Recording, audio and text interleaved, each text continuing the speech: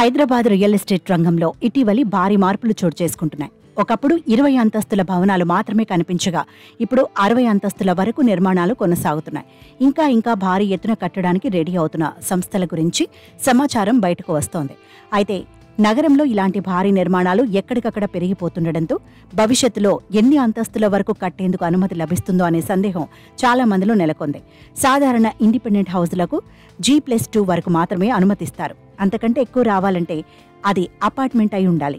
ఇప్పుడు అపార్ట్మెంట్లో అలా ఎదిగిపోతూ ఉన్నాయి. ప్రస్తుతం హైదరాబాద్లో ఎన్ని అంతస్తులు ఉండాలన్న దానిపై ఎలాంటి నిబంధన లేదు.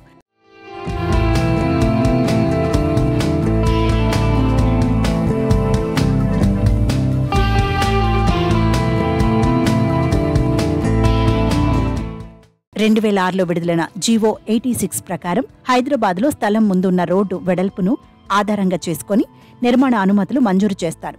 100 అడుగులు లేదా అంతకంటే వెడల్పైన రహదారులపై నిర్మించే భవనాలకు ఎత్తు పరిమితి ఉండదు. ఇప్పటికీ అవే నిబంధనలు అమలవుతున్నాయి. దీంతో ఎక్కువగా పశ్చిమ హైదరాబాద్ ప్రాంతంలో ఔటర్ రింగ్ రోడ్ సర్వీస్ రోడ్ల వెంబడి ఈ భారీ భవనాలు నిర్మిస్తున్నారు. ఇదే కారణంగా గచ్చిబౌలి, మాదాపూర్, కోకాపేట్, నానక్రామ్గూడ వంటి ఐటీ హబ్ ప్రాంతాల్లో స్కై స్క్రాపర్ల సంఖ్య పెరుగుతోంది. అయితే ఎన్ని అంతస్తులు కడతారన్న దానికి ప్లాన్ తీసుకోవాల్సిందే. ప్రస్తుతానికి హైదరాబాద్లో ఎత్తైన భవనాల సంఖ్య పెరుగుతూనే ఉంది. ఇక ప్రభుత్వం మరింత అనుమతులను మంజూరు చేస్తే 2026-27లో హైదరాబాద్లోని అత్యంత ఎత్తైన భవనాలు నిర్మితమయ్యే అవకాశముందని రియల్ ఎస్టేట్ రంగ నిపుణులు చెబుతున్నారు. ఈ ఏడాది కొత్త స్కై స్క్రాపర్ల రికార్డులు సృష్టించే అవకాశముందని అంటున్నారు. ప్రధానంగా గచ్చిబౌలి, నానక్రామ్గూడ, తెలాపూర్, కోకాపేట్ వంటి ప్రాంతాల్లో భారీ ప్రాజెక్టులు వస్తాయని రియల్ రంగ నిపుణులు అంచనా వేస్తున్నారు.